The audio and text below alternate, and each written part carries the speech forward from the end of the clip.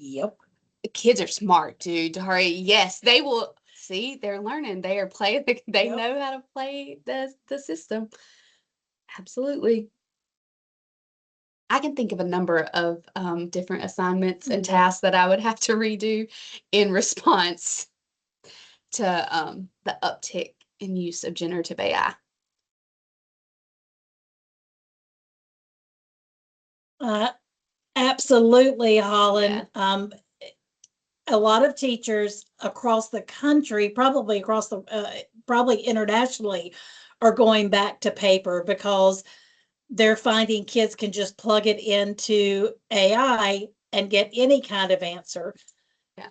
But to the example earlier, like that particular teacher, that world history teacher, had them engaging with an activity, but there was that check and balance. There was some paper pencil writing that was going to have to come to so that they could really put thought to paper and see that thinking. Yep. Yep.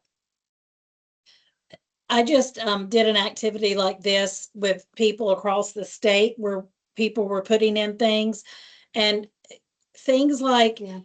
uh, I love it. I'm looking third grade. They wouldn't have Summarizing, anything getting to writing. learn about anything. Yeah. That's right. It's readings. Yeah. Yep. Yeah.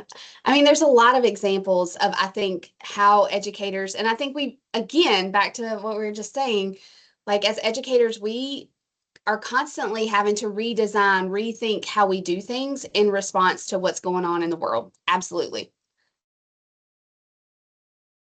So one of the activities that when Ashley and I were talking that I was a elementary ELA teacher and I used to have my kids write with their vocabulary words, and instead of just individual sentences, I made them tie them to a book they were reading. Even in today's time, they could pop that out with AI without ever having to open the book they said they were reading. Yeah. So it really would force me to have to rethink the design of the activity I was going to have students do, or like Holland said, force me to have kids do everything on paper in Yeah. front of me so I could see them writing it with a computer closed so I know they're not putting it in AI and then copying it onto the paper. And so we've used this graphic in a previous PD session, but one of the shifts I think that we're going to have to make is really thinking about how we make the thinking visible throughout the process. We often, like when we talk about AI literacy, we talk about humans at the loop and at the center of any generative AI use.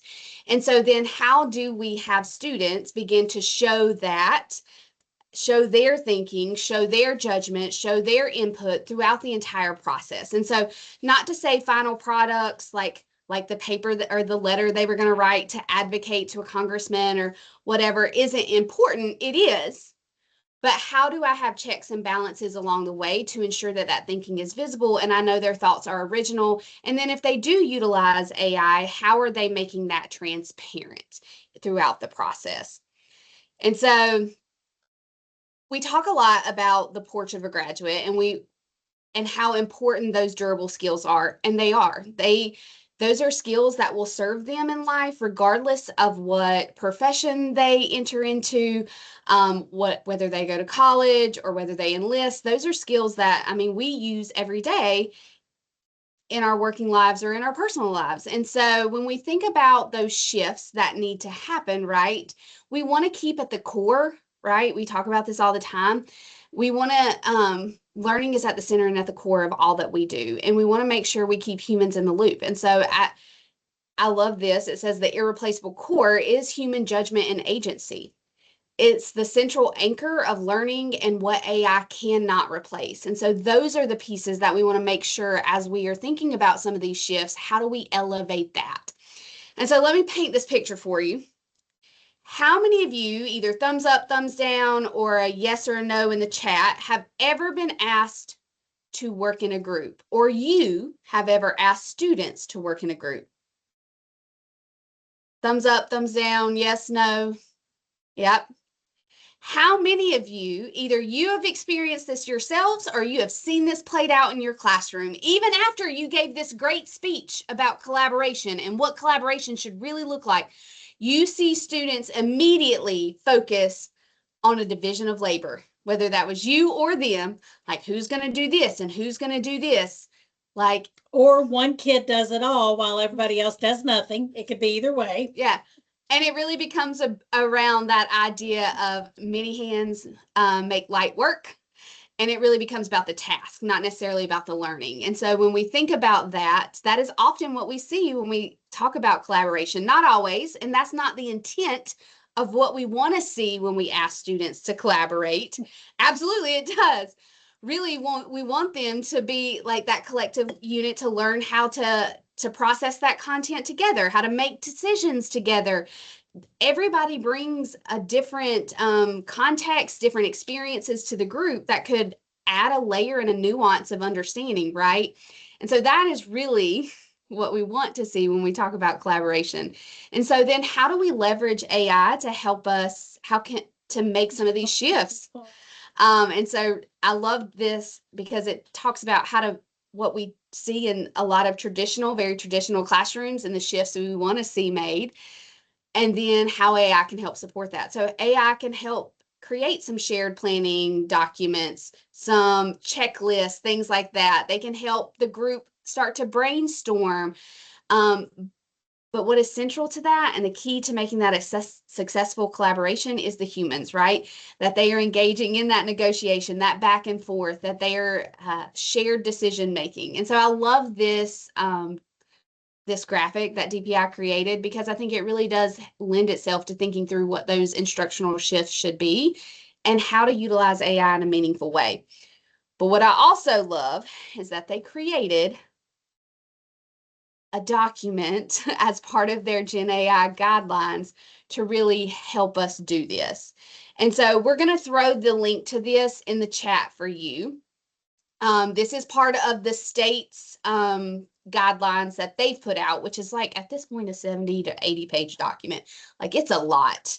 But we're only asking you to look at one piece of this. And so there is, DPI has definitely acknowledged that there is going to have to be a shift instructionally if we want to keep learning at the center and we want students to engage in deep learning.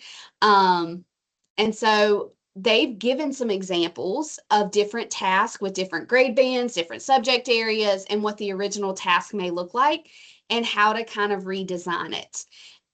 With this thought of AI, we live in a world of AI, and really keeping students at the center and their learning and make sure students are doing the heavy lifting and the thinking.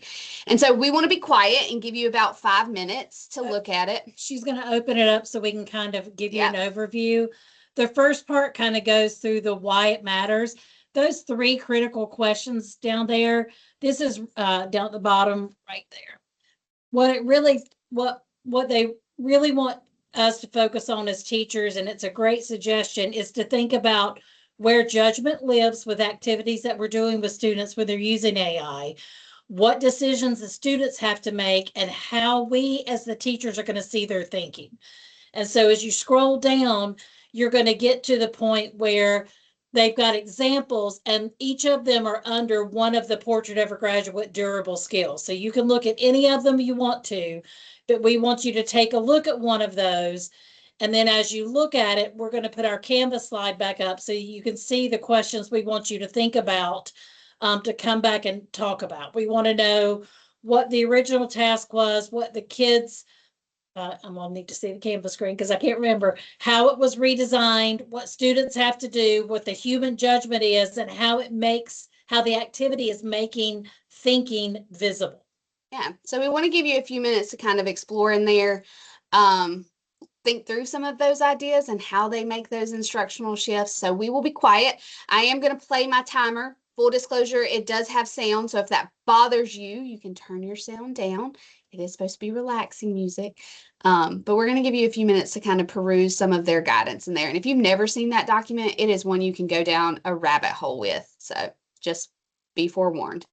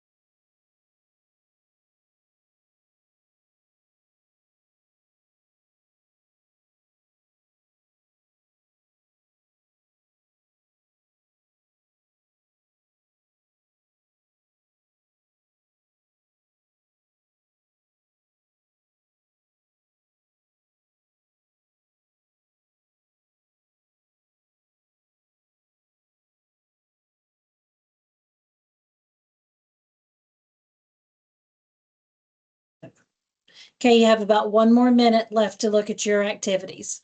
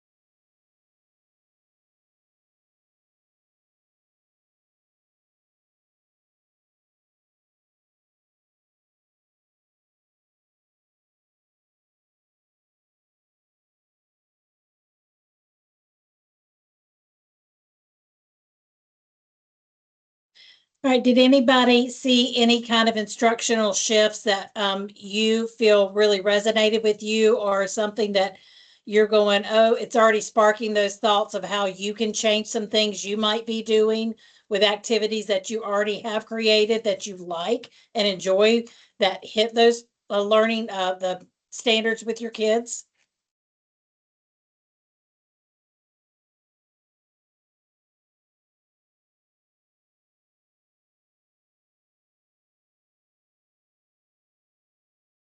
Absolutely. Anytime you can connect it to real life, absolutely. Which is one of our 4 R's. It is. Realistic and authentic.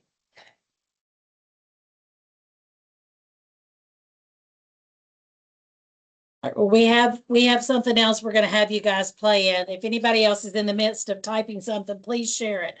So one of the other things that's included in that appendix, there's a link in there. I'm going to pause. The judgment part. Oh, yeah.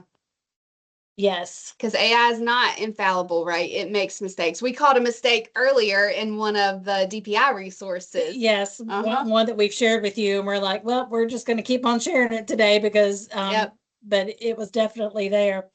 All right. So one of the things that they have is they developed a gem. And if you're not familiar with gems, they live in Gemini, and they are personalized chat bots that you can create. You can give it the instructions you want. And this one is called the Human Agency and Judgment Gem. And it is literally a gem set up to help AI increase cognitive demand for your students. And the goal is to help you move beyond policing what your students are doing, to help you start redesigning tasks so that students can retain the agency to evaluate and think, and putting that cognitive load back on the students. And so I'm going to show it to you guys, and then we're going to have you guys go into it to work. Basically, you open up the gem, you input either a standard or a topic that you're teaching, or you can actually upload a lesson you already do with your students. You can engage with the gem. You can focus on a particular durable skill if you want. And then you're going to refine the output against those 3 critical questions that we talked about. And that's fine. Go ahead. So, yeah. So we're going to open it up, and actually I'm going to go here because we already, nope, did I That's close right. it? It's right here. there. Okay. Yeah. So here is one that we already put in, working with the 5th grade students on the following standard and clarifying objectives. And we put in LS 5.3 and LS 5.3.1, 5.3.2. And those are clarifying statements. So if you're used to the science, these are clarifying statements. These are literally copied and pasted, and then we hit enter and we let it go. And so it introduces itself. It says you're working with 5th grade science. Here's the standard. Here's our literacy guidance, our AI literacy guidance for grades under 6 in our state. We do not recommend that they interact with chatbots. We want students not to interact with them where they can consider them human. So without directly engaging, it's going to design a task where students don't directly engage with AI, but we're still using AI. So it has us move from simple identification to high-level critical thinking and adaptability. AI is the partner. The teacher is the teacher-led AI modeling. The teacher creates 3 short case files for mysterious organisms. One should describe an inherited trait, one an acquired trait, one a learned behavior, and include red herrings to confuse details and challenge 5th graders. The human agency is that students watch you refine the prompt, showing them that AI requires clear instructions to be useful. You have another task. You can have your durable skills. It's going to give you detailed redesign tasks for you to copy and paste. So here's your task you can copy and paste. Then it's always going to ask you a question. AI is designed to keep you engaged. That's the way chatbots are designed. That's the way AI in general is designed. So would you like me to generate a specific hallucination check or rubric for them? Something that I want it to do, I'm going to grab Ashley's keyboard, is this is for students in Winston-Salem, and I want the task designed to be representative of the demographics in the WSFCS schools. And so I'm going to see what it does for me. And so one of the things I will say while it's thinking is that because this is Gemini and it is within our educational instance, it is one of the few that we do allow direct access to your Google Drive. So you can, if you have handouts, worksheets, UPOs, all of those things can be attached. And the cool thing is if you're using our UPOs or things like that to help design this, it doesn't train on our data when you're in your educational account. So a little added protection. So look at making this more relative to your kids. It's going to generate a list of 5 organisms commonly found in Winston-Salem, like a cardinal's red feather or a dog waiting at a crosswalk on 4th Street. So it narrows it in and hones it on our students here. If you're in Clemens, put Clemens. If you're in Walkertown, put Walkertown. It's really going to help engage your students more, because we know anytime it is relevant to your students, they are more strongly engaged. This thing is in my way. All right. Got it. So what we're going to do is give you guys, time to go in now. We'll drop this in the chat to go into this gym. We want you to use a standard or an activity that you already use. And we want you guys to start redesigning it so that it puts the human agency on the students, where they're making those decisions and judgments, and they can still use AI. You're still using AI in the activity, but it's not doing the thinking for them. I'm gonna let you copy and paste that and stick it in there.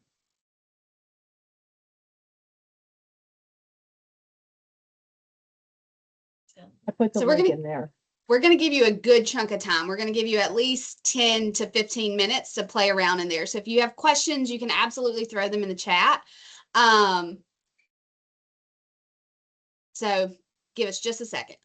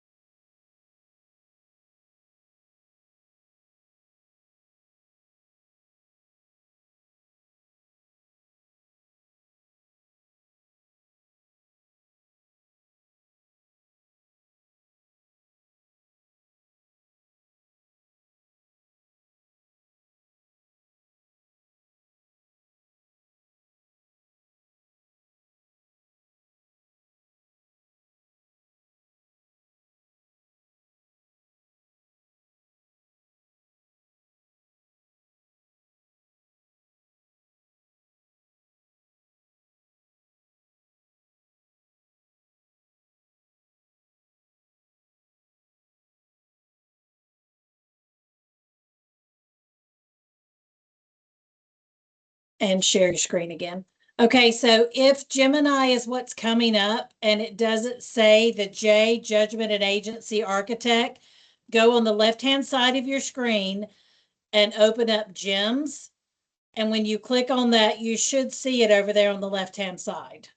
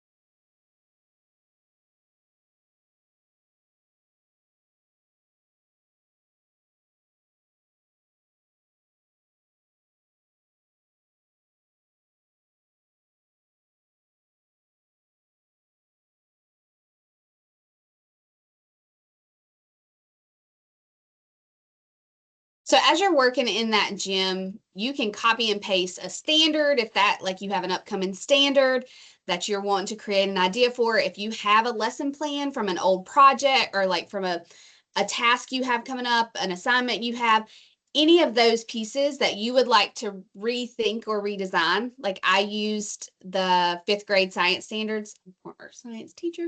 So I used those standards, but you would plug in any of your standards that you wanted to kind of think through how might I incorporate AI and really keep the human at the center and my students really doing the work as opposed to AI.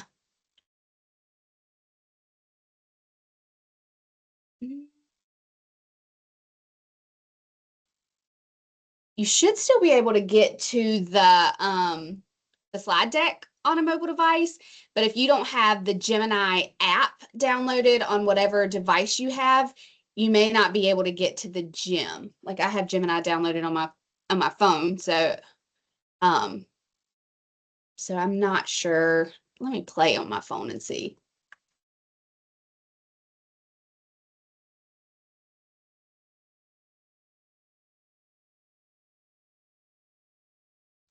I think I figured it out. If you just click the link, it will open it in Internet Explorer, and then it will just open it as Gemini. So I had to actually manually copy the link and then go to Google Chrome and then paste it there. And then that is linked to my account, and it took me to this tool. That makes sense. I always hate how in Teams, I guess because it's a Microsoft product, it defaults to like Edge or Explorer or whatever, as opposed to like Google is my default browser. So yeah.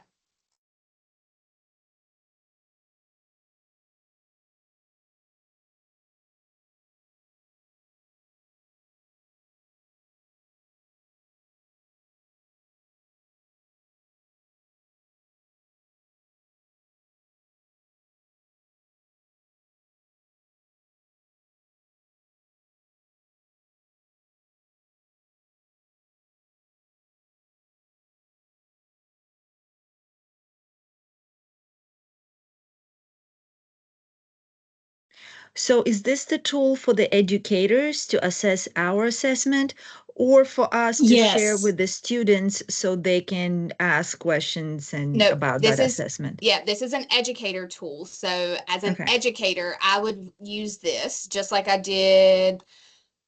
To help redesign a lesson or activity. Yeah. Or if there's a standard you're working on and you want an activity Yeah. that you want to design some AI use, but keep the human agency at the center of it for students, it will help it'll help you develop or design an activity.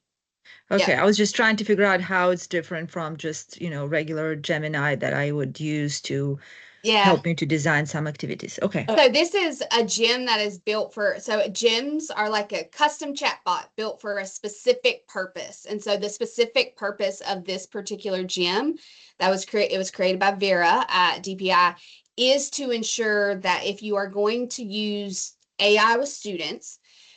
We really want students to develop those durable skills. And so there are on the back end that you don't see, there's all the instructions, resources, and those kind of things uploaded to this gym to ensure that your AI usage in whatever it suggests keeps the human in the loop, ensures that students are having to use their own judgment and their own agency at some point, and that there is an incorporation of the durable skills.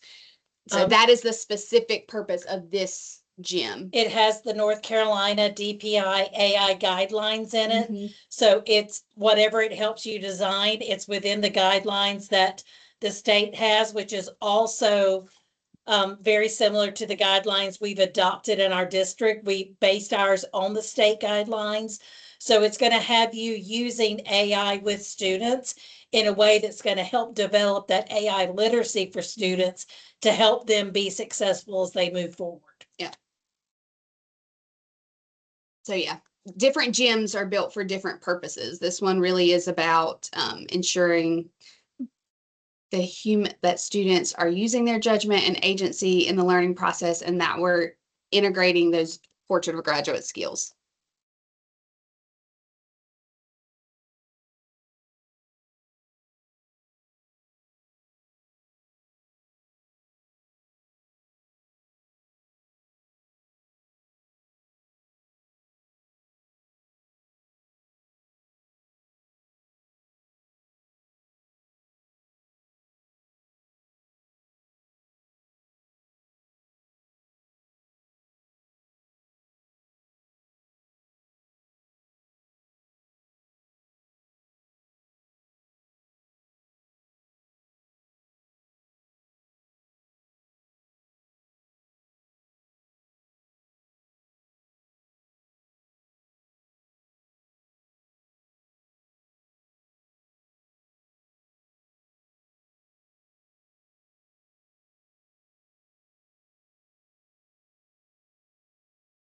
We have about 3 more minutes for y'all to continue to play. If you've got questions, again, you can unmute, you can drop them in the chat. We're monitoring that. But about 3 more minutes.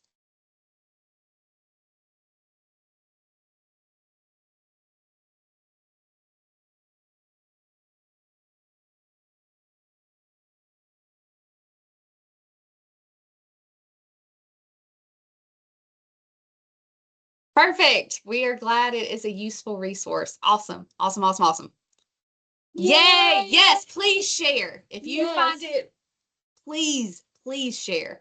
Yes.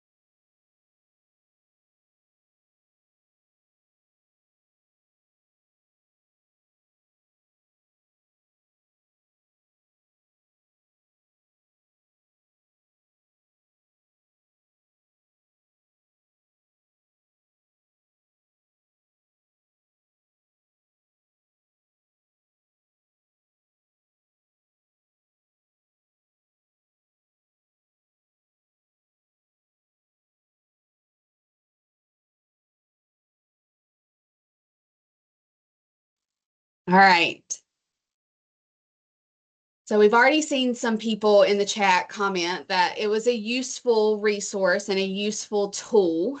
If anybody wants to share an idea that you got, something you want to take away, several people have already shared that they would like to share it out, which we absolutely please share. Tell us what durable skill you worked on, or how it kept the human at the center of it and got that visible thinking going. Yep. We'd love for at least one person to share who hasn't already shared. Yes.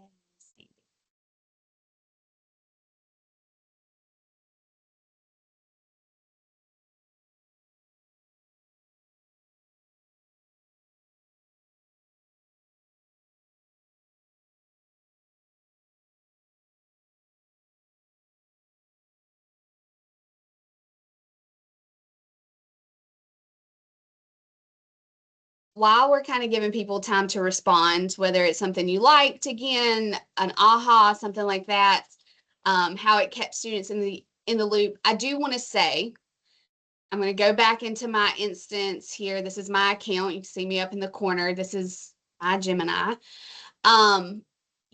Gems, again, are built for a specific purpose. And there is, for people who create custom gems, there's some work on the back end. You give it lots of instructions on how to interact. You upload pertinent documents so that it really is tailored to that specific purpose. And so your gems do live in a different spot. Like we pointed out earlier, there should be a tab here that says gems. If you don't have any, now you should at least have one. But what I will say, the more you interact, like my personal account has more gems than this one does. I'm sure Shannon has more in her I've got several on mine. But what you can do if you don't want to lose this one, if you're someone who like has a lot of things, you can come over to these 3 dots and you can pin it, which means it's going to live at the top. So if I interact with any more of those, it's always going to, and you can also do that with chats. FYI, like I have a chat that I use for email revision because I want to ensure that there's no tone to my emails. And so you can do that to any of your chats as well, just as an FYI. And you can do that in Gemini. You can also do that in other platforms as well. If there's one that you use, like in my personal Gemini account, I have one that, I use it all the time. Yes. For recipes. Like I'll take a picture of my cabinets and I'll be like, give me something I can cook in under 30 minutes. And it will. It's so great. And so that one's pinned at the top for me at home. So just FYI. I love reading some of these. Mark, I love the fact it asked you about the level of engagement between human and AI. That was great. Because again, he's working in a secondary level where students can interact with the AI. Yeah. So just to kind of wrap us up, we know we're getting towards the end here. When we talk about AI literacy, we know, I shared with Shannon recently as we were planning for this, the difference between AI fluency and AI literacy. And simply being able to use a tool doesn't make you AI literate, right? And I think we've talked about it enough for us to understand that being AI literate means that you truly are keeping humans at the center, that you are critically evaluating when and how to use AI, the output that it gives you. You understand the fact that you need to be the human in the loop and verify, and that we're participating in the use of AI ethically and responsibly. And so as we go through here, we'll open it up for questions in just a minute. We will hang out. I want to end with this quote, and I love it. I saw it and I was like, oh, that works so well. We know the landscape of the world is changing through so many lenses. And so as educators, we pivot all the time. And so I love this. It says the principal goal of education should be creating men and women who are capable of doing new things, not simply repeating what other generations have done. And as a social studies teacher, I feel like that speaks to my soul. And so we did add some additional resources. There's another gym that has been added here that was also created by Vera. If you are someone who likes to create project-based learning in your classroom, like you love to lesson plan for that, there's a gym that will help you do some of that. And I think that it will focus on mini PBLs. So it's something you can do in 1 or 2 days versus a PBL traditional sense that takes weeks to put on. And another really cool one, Shannon shared this one, is the deconstructing standards. So I don't know how many of you have ever been told you're teaching a new prep or a new grade level or a new content area. And you have to learn a whole new set of standards, which like we can gain the skill of deconstructing standards, but you still have to go through the process of actually learning and like absorbing all those new standards. There's a really cool gym that our friends at DPI created to help you do some of that deconstruction and really think about the depth of knowledge that's being asked in there. And it goes further into helping you actually develop assessments and lessons and things to go along with it, with you as the driver, so that you are truly honing it to what's best for you and your students. And then last but not least, we would be really remiss if we didn't continue to mention the prompt library for AI for education. So maybe this gym didn't, maybe some of the resources we shared didn't quite hit the mark for you. There are tons of resources in that prompt library that can really help you develop some resources to ensure deeper learning is happening in your classroom. And so with that, friends, disclose our use of AI. We are going to let you go, and we hope that you have a wonderful afternoon. Sandy put it in the chat, but she has confirmed everyone's attendance, so you all should be good to go. We do ask that you please, please, please give us feedback.